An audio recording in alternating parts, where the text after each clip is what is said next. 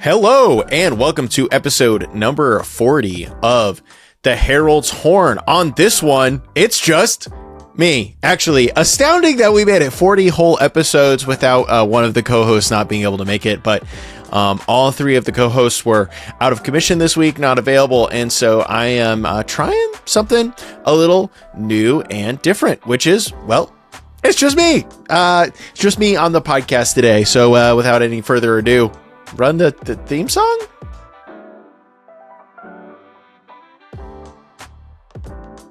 And welcome back. As always, we are going to jump right into the news. But first, I need to thank all of our supporters over on Patreon. Those of you over who support us on Patreon, keep this show running.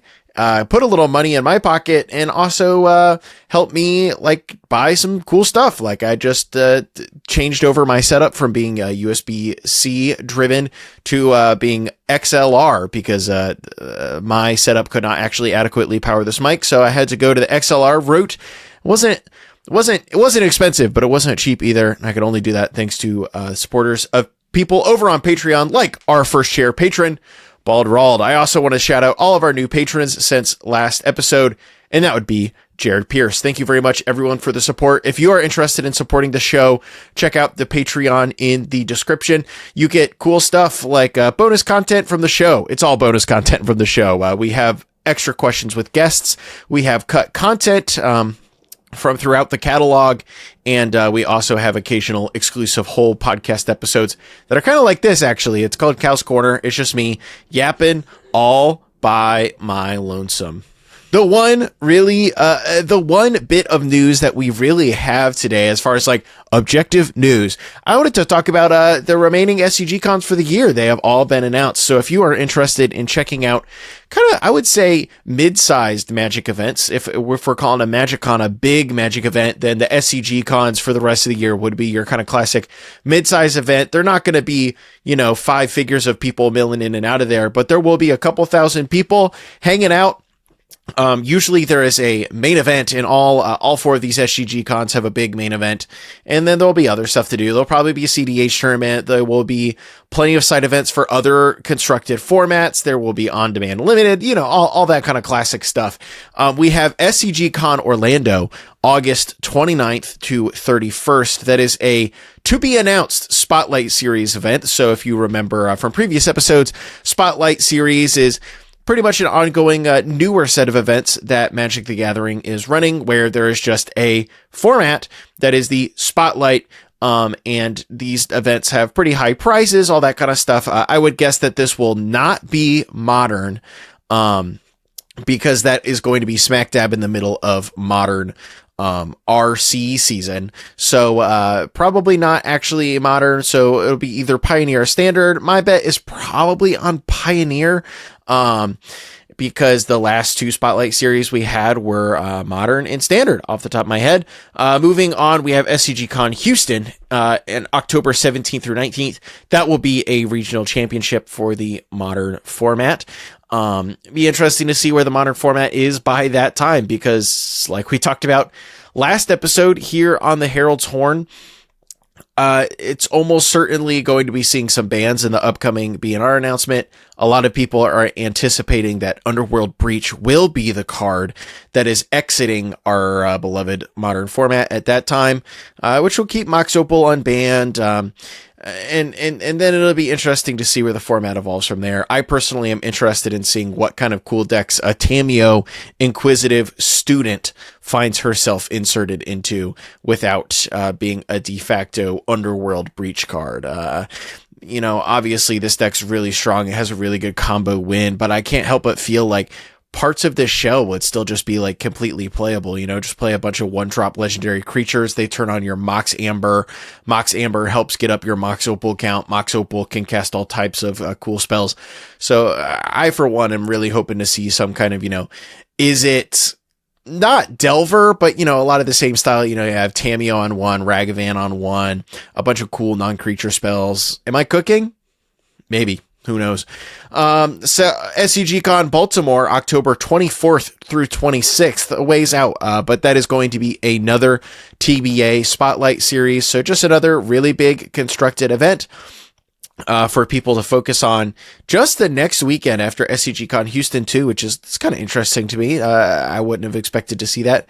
Cool to see two of them that closely together. And then we have SCGcon Las Vegas at a very reasonable time frame for a Vegas event, November 21st to 23rd. Button up a little close to Thanksgiving there, I guess. Sorry, everyone. This with the week before. I can't do basic calendar timing. But that is going to be the other modern regional championship. And with a full, month and change, like nearly 5 weeks in between those two regional championships, it will be fascinating to see if there's any even evolution in modern in between those two huge modern events that are relatively close to each other. So that's all the remaining SCG cons for the year. I myself would love to start making it out to these kind of SCG con events. There's been SCG cons that come and go from Columbus, where I'm from time to time. And I'm always, unfortunately, I can always make it for one day, and I miss getting out to these events, kind of hanging out, chilling out. I usually don't have anything to do. You can check out all the vendors, hang out in the command zone, play some CEDH. The last SCGcon Columbus that came through, actually, I got to hang out with the Value Vintage guys. They showed off that awesome format. I mean, it's exactly what it sounds like. It's vintage legality, but your deck has to be $30 or less. It introduces a lot of really cool, interesting deck building restrictions because you get the whole pool of cards, but there are a lot of really powerful cards out there that are really cheap, but a lot of the most powerful cards in Vintage are actually quite expensive, well more than $30 for one copy. So that format was a lot of fun to play at SCGcon Columbus, and we'll see when the next SCGcon Columbus comes through. Maybe never again. The last one was pretty small. It kind of felt like a flop to me, but moving on, I wanted to highlight Tarkir's Story really quickly. We don't talk about the story very much or at all on this podcast, which is something that I would like to change a little bit. It's kind of just hard to figure out the best way to talk about it because, no one on the show is actually a Vorthos head. I have passively kept up with the story. I usually read a quarter to all of the story for every set that comes out. But, I'm not obsessed with every detail. I'm doing some skimming, that kind of stuff. So, but the Tarkir Story, I have gotten the chance to sit down and, read all 7 of the main episodes. And I have read 3 of the 5 side stories so far. The main episodes, of course, tell the actual, narrative arc of Tarkir, which sees some classics like Elspeth and Narset and Jace and Loot's here. Don't worry. Coming back to the plane of Tarkir and dealing with this problem of Dragonstorms, the insane wild storms that are taking over the plane, escaping into other planes. They have to solve that problem. And of course, if you have seen any of the card spoilers or any of the story spoilers, then you will know that there are other classic characters involved as well. I would encourage you, check out the story. They have simply done an insanely good job so far with this set. And by so far, I mean it's done. And I really have enjoyed the side stories as well. Each of the side stories focuses in on one of the 5 clans, kind of shows what they have going on, what they haven't had going on, all that kind of stuff. And this is a great opportunity as any to say that I'm going to be trying something a little bit new here on the Horn, at least next month for the month of April. Starting on April 1st, and that's no joke, will be the start of Vorthos month. All of my interviews for the month of April, starting with Carrie on April 1st. Who better for an April 1st episode of the pod, right? Talking all of those episodes, all the interview episodes are going to be focused on interviewing people with Vorthos backgrounds, talking about different aspects of the Magic the Gathering story. We'll be starting with Carrie, and they will be telling us all about how you can very first get into the Magic the Gathering story. I think at this point, getting in can be very intimidating. It's so much of it is interconnected. Even Tarkir, if you're trying to jump into Tarkir, it is a really good story that you can sit down and read. But then once, you're reading it, and you'll miss out on so much context if you don't know the whole backstory of Jace, or all of Jason Fraska's history, or all of Sarkin's history with Narset, or, all that kind of stuff, all this context you may be missing. How much does that matter? Does it matter at all? Where else can you find all of that stuff? I'm going to be picking Carrie's brain about that. And then the whole rest of April will be dedicated to me interviewing people from the Vorthos community. These kind of theme months are something I'm interested in trying out, something new this year. So Vorthos month will be April. Past that, who knows? CEDH month, constructed magic month. What was another one I was thinking about? Oh yeah, like community formats month, get Nick Floyd on, talk about Dan, get Andrew M on, talk about Cube. There's the whole lot of ideas that I have concerning the interviews, and we are starting right here in April with the start of theme months, and that will be Vorthos. So I hope you really are looking forward to that. And in that vein, I hope you really get the chance to sit down and read Tarkir's story. They did an excellent job. I think it's really well done. And I am interested to see where Magic the Gathering goes next. Speaking of where Magic the Gathering goes next, let's go ahead and jump to the product watch.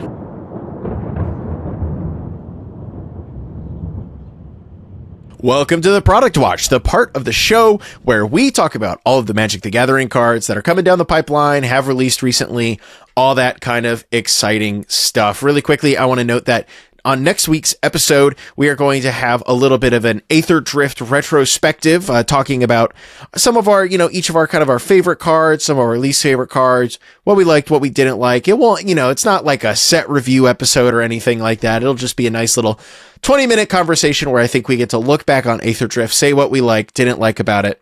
Classic Magic the Gathering podcast stuff, just as a part of the overall Herald's Horn episode. But let's talk about this Secret Lair Chaos Vault thing. The Chaos Vault, I'm still not even 100% sure what the Chaos Vault means. I think it's like weird experimental stuff, like the basic land sets that included the very Ionic Island, to use an expression that people would use, it was technically a Chaos Vault Secret Lair drop, which I think it's like the experimental stuff. So, I think those were like a little cheaper than usual, and they were experimenting with giving you the 5 islands instead of 1 of each island, or, that kind of stuff. But the latest Chaos Vault drop is here. Cats versus dogs. Unfortunately, it is all already sold out, so this is a little more of a, you can't go and buy it right now. Sorry. And I'm not even sure if you would want to buy it, because this was one of the worst value Secret Lairs of all time. Like, even in foil, the combined singles value was under $5. It had Escape to the Wilds, Rip Apart, Titanic Ultimatum, Arcane Signet, and Basilisk Collar. Some cool cards, but just not really much value here. There were 4 total versions, foil and non-foil, each of all cats. So all 5 of those cards with really cute cat art on it, and then a dog's version. So all 5 of those cards, but with dog's art on it. And then the deal here, the experimental part was that whichever of the Secret Lairs, basically whichever half sold out first or sold better or whatever, they would have an all of that animal super drop in 2026. A super drop usually being where they have 4 or 5 different Secret Lairs that they all drop at one time. And usually they're kind of all over the place thematically. You'll have an artist feature, and you'll have an arcade machine pixel thing, and you'll have crazy monsters. Usually they're all over the place, but because of this weird little cats versus dogs Secret Lair Chaos Vault drop in 2026, there will be an all cats super drop, which, hey, I'm interested in that because I'm a cat guy. I like dogs well enough. I've never been a dog guy, though. I am a cat guy. I'm sure you know if you've been watching or listening to the show for any period of time. And so in 2026, I will be keeping my eye out for a Secret Lair super drop that will be entirely cats themed, top to bottom. Here's just hoping that the singles value will be a little bit better representative of something worth buying than these ones were. You know, it's like cool to have Escape to the Wilds, Arcane Signet, obviously always playable, Basilisk Collar, another like perennially playable-ish card, but nothing actually super to write home about here except for the very cool concept. It is fun to me that they are experimenting with other concepts like this, like, ooh, big brain shattering concept of sell us basic lands in a format that makes sense. Cool. Yeah, that cool, whatever. I'm not sure if that's experimental. I think that's just logical, but something like this where they say, all right, here are 2 drops, whichever one sells better, that is going to inform future super drops that you get. I think that's a little more cool. Am I frustrated that this dropped at like 10 a.m. yesterday and I'm talking about it on the horn today and the episode will come out in 2 days, and by the time this episode comes out, it will have been sold out for 3 whole business days? Yeah, that's kind of frustrating. Is it fascinating to me that cats and dogs as thematic elements are so powerful that they sold out probably the second worst value Secret Lair of all time, probably after that one terrible Lord of the Rings one they could never get rid of. It made no sense. And anyways, it is fascinating to me that this was like a good enough theme to get people hyped. But as a cat guy, I would have bought the cat thing if it was a little bit higher value, if I had more use for the cards. If I cared a little more about getting an all cat super drop, they would have gotten me. So I don't know what I'm saying. Let's move on to what I'm really passionate about this week, and that is Tarkir Dragonstorm preview season has started in earnest. We've been talking a lot over the last month or so about the pending oncoming release of Tarkir Dragonstorm, our last standards legal set here that is not Universes Beyond for the next 6 months, roughly, a little bit less than that. But Tarkir is one of my favorite planes of all time. I started getting really involved in Magic around the release of like cons, dragons. I had been playing for a while before then, but Dragons of Tarkir era standard is like when I really started to buy into constructed Magic as a whole and Magic as a larger hobby. So very intimately familiar with the setting, very intimately familiar with the set. Rather very excited for this set. It will have pre-release on April 4th. It'll be available for play on Arena on April 8th, and then it'll be available everywhere else. So big box stores, and MitGo on April 11th. So far, the cards that they have shown off, this set really feels at some level like a return to form for me. Of like, I'm looking at it and I'm like, oh yeah, this to me is Magic the Gathering. I think it's because it's not a hat set. It's felt like we've had so many sets now. Many of the last few are like, oh yeah, it's Magic the Gathering. Okay, a lot of these last few sets have been top-down design sets, but like more top-down design than we've ever had before. Where like in the past, Innistrad was a Gothic horror set, but it felt like a Magic set in a Gothic horror world. Theros, yeah, it felt like a Greek mythology set, but it really felt like a Magic the Gathering take on a Greek mythology set. A lot of our more recent stuff, Duskmourn, even Bloomburrow, as much as I love Bloomburrow, Aether Drift, Murders, Outlaws, almost like the last year and change of standard releases, Sans Foundations, have been very much like, yeah, it's Magic the Gathering, but they're racing, and it's a racing set. Hey, you can tell we're in a haunted house because we broke out every haunted house trope ever. Hey, welcome to Outlaws at Thunder Junction, where everyone wears a cowboy hat. You know, this is different because it is just the characters of Magic the Gathering returning to a broken world, a world that has been like destroyed by the Phyrexianized invasion and has evolved after that with how the cons and new dragons and all this kind of stuff interact with each other. We have finally returned back to a known world, and we're seeing how the Phyrexian invasion affected everything. We are returning to a familiar place, and we don't need to return to familiar places for Magic to feel like quote unquote Magic, but it really helps that this is not a hat set. This is Magic the Gathering characters visiting Tarkir. This is what Magic the Gathering was for so long. So here we are. We're back. Even like returning to a set based around very thematic factions, returning to a set with what feels like more basic mechanics, a focus on very plane specific characters, both new and old. Looking at the legendary creatures for this set, yeah, Narset's here, but she is from Tarkir. Elspeth is here, Jace is here, but Sarkhan's here. He is also from Tarkir, you know, and a lot of the other legendary creatures they've started to show off are just the Tarkir characters, both new and old. Zurgo is one of the face commanders for the precons. We have new cons shown off for Sultai and all this kind of stuff. This is such a relief to me. It's like, this is a balm for my boomer head for my boomer heart before we go off to Final Fantasy as our next standard legal set. All of that to say, there was one card today that really grabbed my attention. I'm going to point it out here really quick, and that is Ugin, Eye of the Storms. It is a 7-drop colorless planeswalker, legendary planeswalker type Ugin, obviously. When you cast this spell, exile up to 1 target permanent, that's 1 or more colors. And whenever you cast a colorless spell, exile up to 1 target permanent, that's 1 or more colors. So Ugin really cares about colorless stuff, obviously.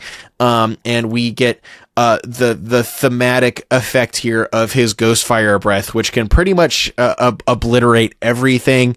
I think that's the flavor that's always been communicated with his like exiling effects.